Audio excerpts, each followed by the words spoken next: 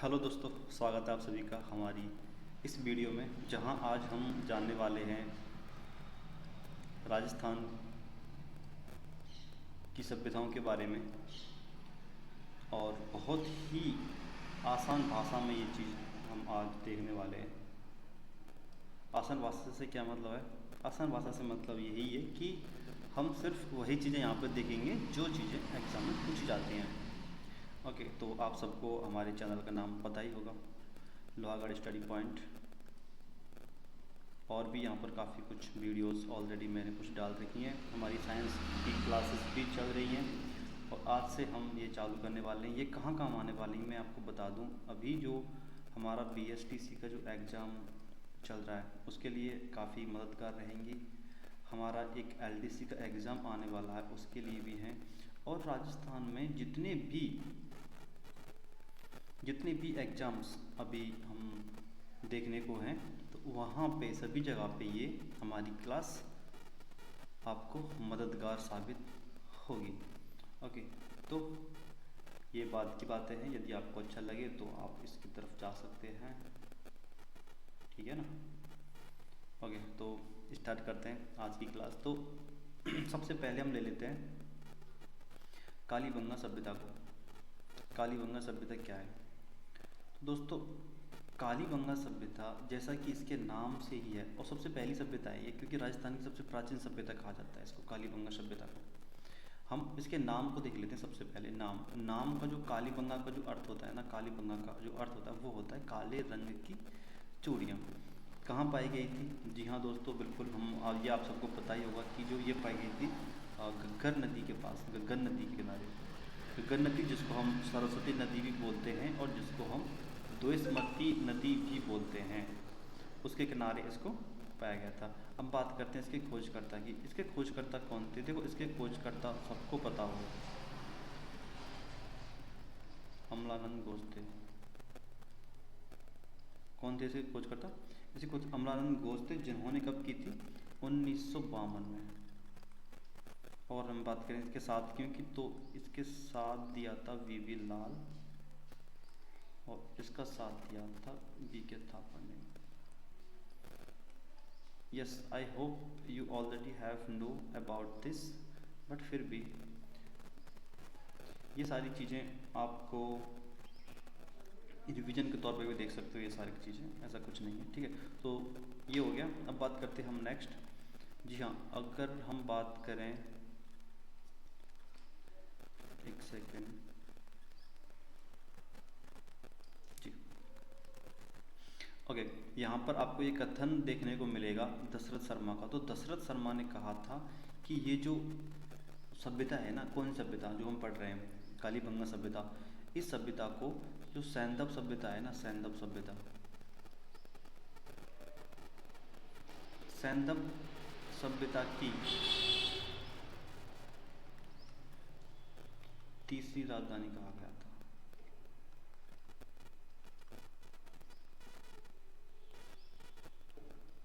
किसने कहा था? डॉक्टर दशरथ शर्मा ने कहा था। अब बात करें हम इसके स्तरों की, तो इसके ना 5 स्तर हुए हैं।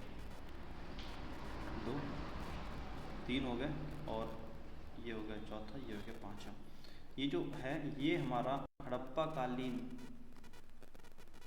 जो हड़प्पा सभ्यता थी ना हमारी, हड़प्पा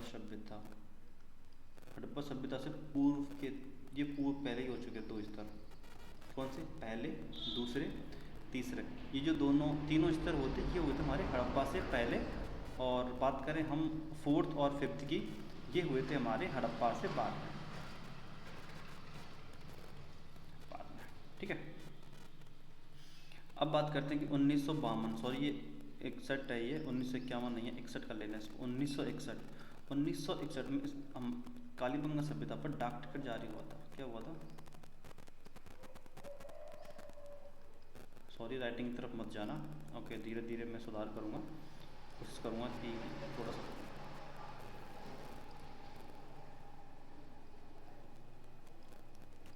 डाक टिकट जारी हुआ था। अब बात करते हैं हम उपनाम की। तो इसको देखो, उपनाम बहुत सारे हैं जो कि आपको मैं मोस्ट बताऊंगा। इसको कहा जाता है दीनहीन सभ्यता। क्या कहा जाता है इसको? दीनहीन सभ्यता कहा जाता है, दीनहीन सभ्यता कहा जाता है ना। इसके कुछ आपको पता ही होगा कि जो क्वेश्चन आने वाले हैं वो कुछ आते हैं कि इसमें ना अवशेष क्या मिले थे यहाँ पे, तो अवशेष देख लेते हैं हम। कालीबंगा सभ्यता के अवशेष, सबसे पहले हम बात करें इनके अवशेषों की। यदि हम अवशेषों की बात करें तो सबसे पहले अवशेषों के यहाँ पर ना कौन सभ्यता थी? यहाँ पर थी नगरीय सभ्यता। और नगरीय सभ्यता में जो सड़कें थी वो थी समकोण सड़कें, लकड़ी की नालियाँ थी और ईंटों का साइज था 30 बाई 15 बाई 7.5। ये सारी चीज़ें आप याद रखना। प्रिय जानवर,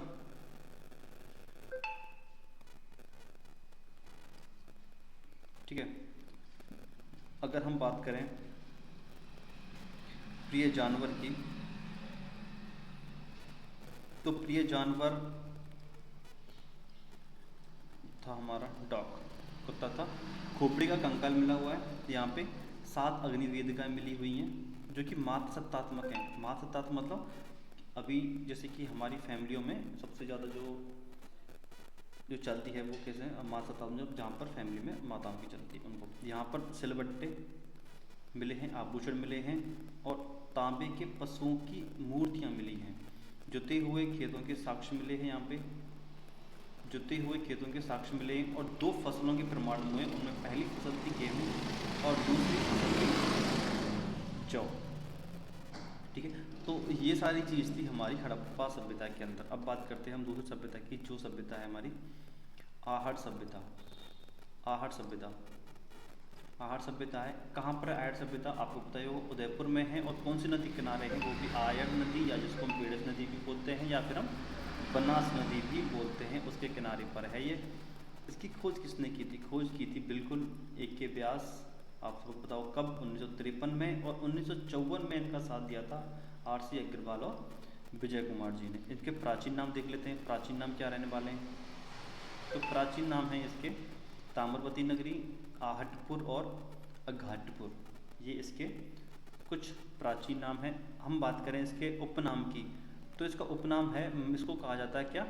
मृतकों का टीला कहा जाता है। क्या कहा जाता है इसको? इसको कहा जाता है मृतकों का टीला। अच्छा, एक टेराकोटा पद्धति से एक बुल मिला था जिसको हम कहते हैं बनासियन बुल। तो बनासियन बुल किस सभ्यता से संबंधित है? क्या कहेंगे हम लोग? वो सभ्यता संबंधित आहार सभ्यता से। में इसके स्तर की बात करें तो इसके 3 स्तर थे। 3 स्तरों में इस प्रकार बांटा गया है कि यहाँ पर कुछ पत्थरों के औजार मिले हैं। पत्थरों के औजार के आधार पर इसको ना बांटा गया है। अगर हम बात करें पहले इसकी, तो पहले में कुछ स्फाटिक पत्थरों के औजार मिल रहे हैं।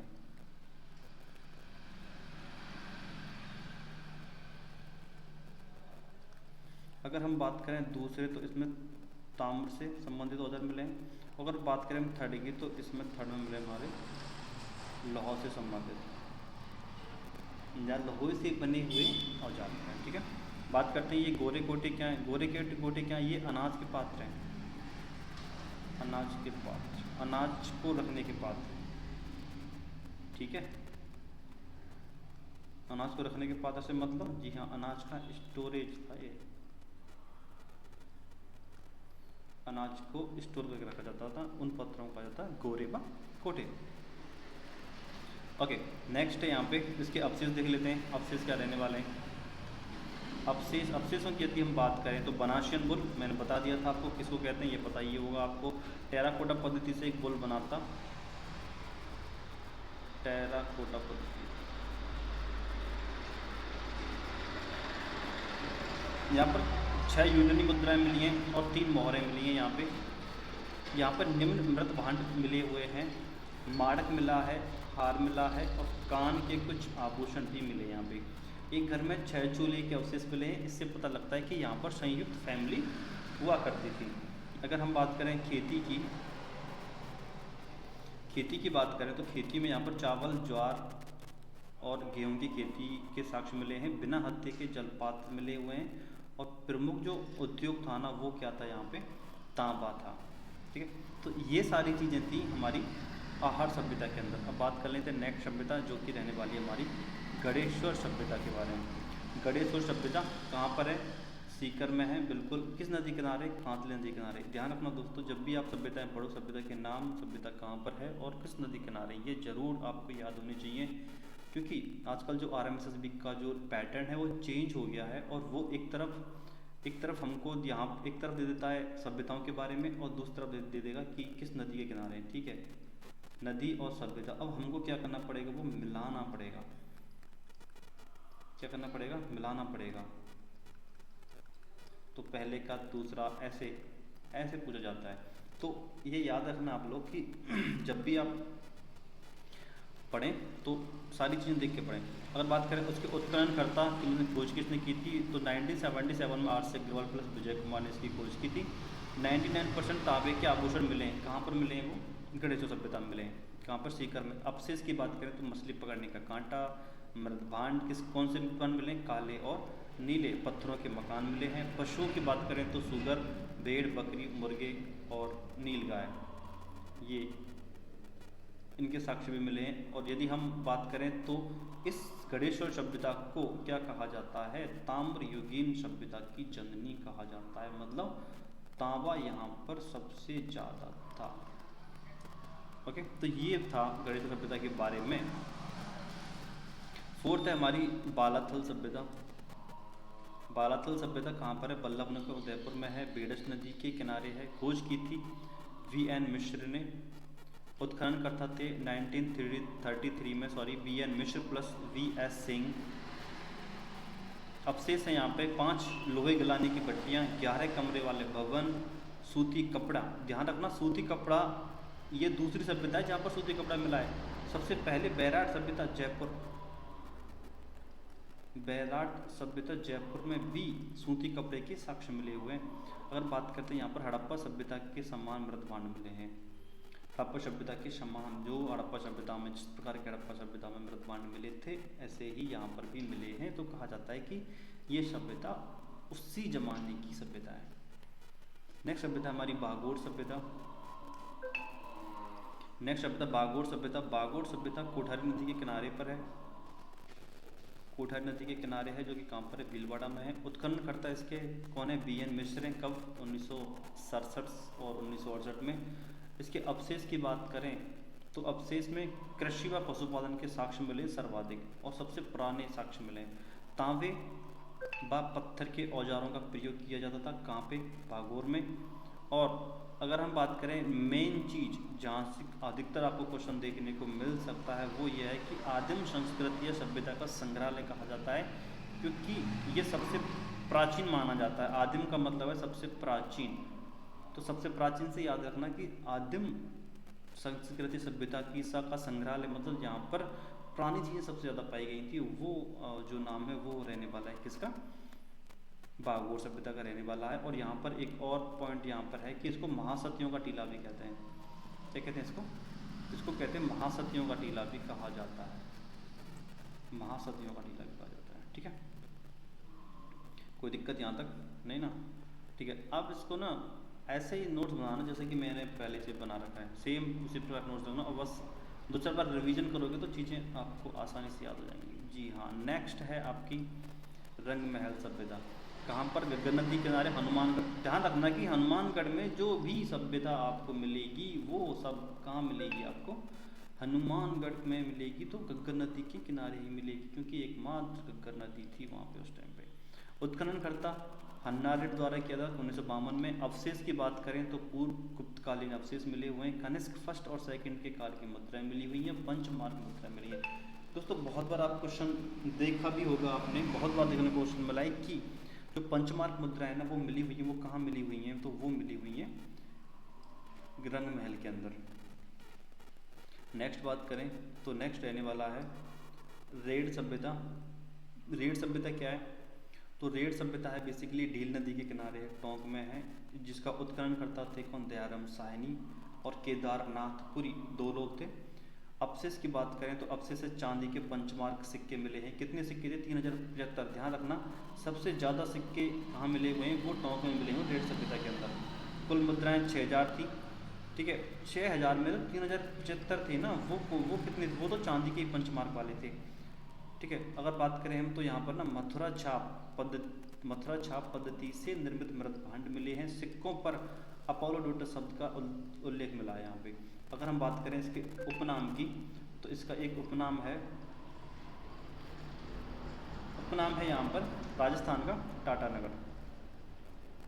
नेक्स्ट सभ्यता है यहाँ पे आपकी नगर सभ्यता। ये सभ्यता का नाम है नगर। भरतपुर में नगर नाम से कस्बा भी है, ठीक है।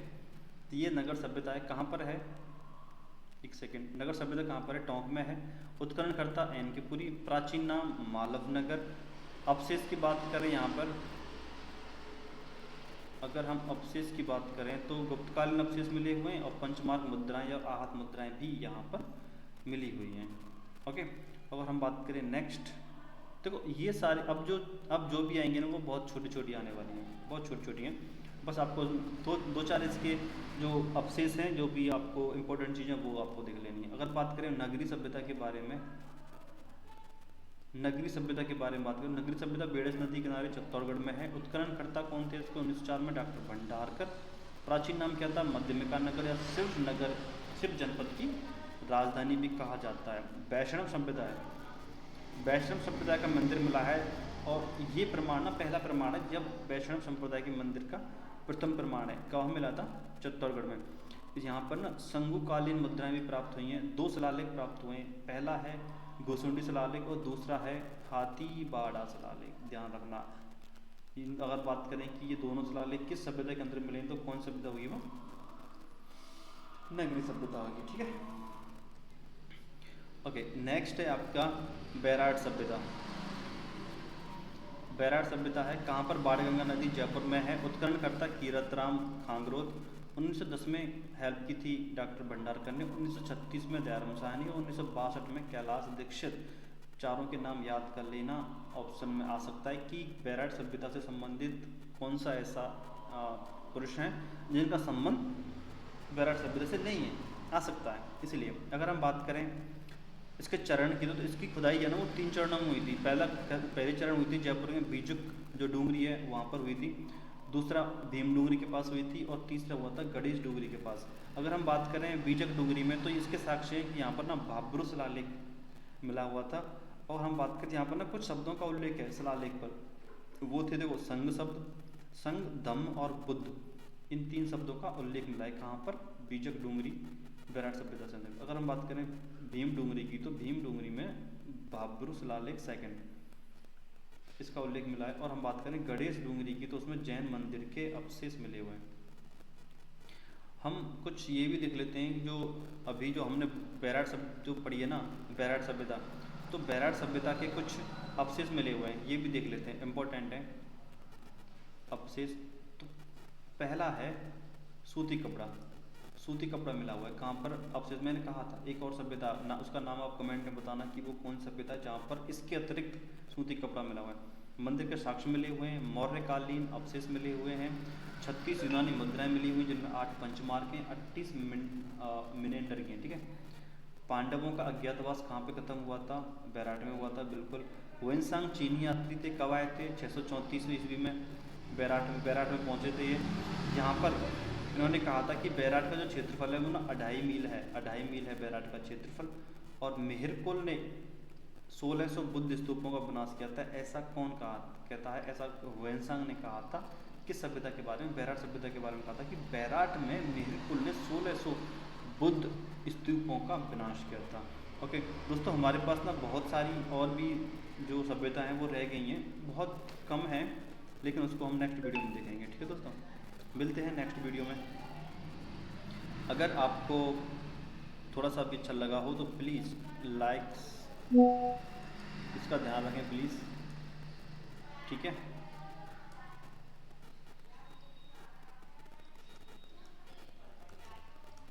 कौन सी वीडियो देखी थी, सबसे पहले हमने देखा था कल कालीबंगा सभ्यता पढ़ लिया था, उसके बाद आर्थर देखी थी, उसके बाद फिर हमने गणेश्वर, बालाथल, बागुर, रंगमहल, रैड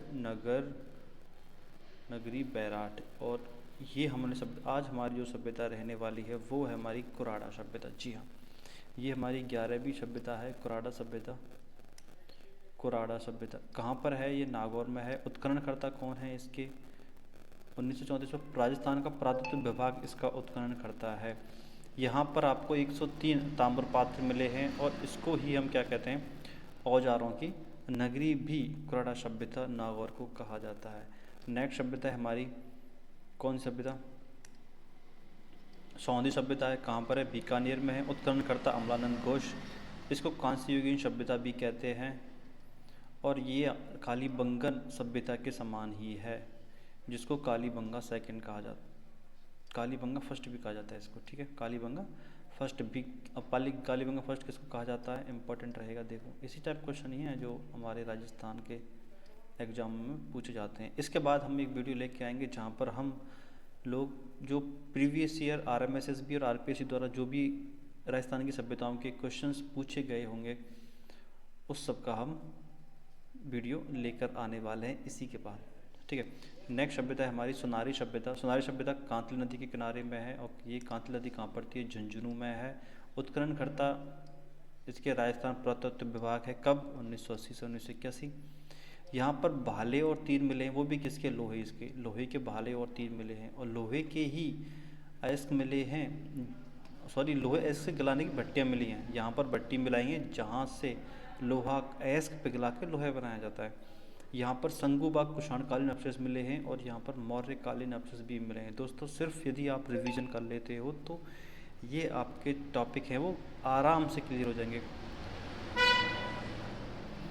ओके, उसके बाद में मैंने यहाँ पर कुछ सभ्यताओं को लिख दिया है। इससे पहले देखो हमारी सभ्यता थी वो 13 सभ्यता ये हो गई हैं और इसके बाद में कुछ 24 सभ्यता मैंने यहाँ पे लिखी है। ये मैंने क्यों सिर्फ नाम लिखा है, क्योंकि इतना कुछ है नहीं समझने के लिए, इसीलिए मैंने सिर्फ यहाँ पर आपको नाम लिख दिया है। यदि आप इनको देखोगे यहाँ से तो आप नाम से ही आप इनको सबको कवर कर लोगे, कहाँ पाई जाती है, जो कि इम्पोर्टेंट है बस ओनली, ठीक है।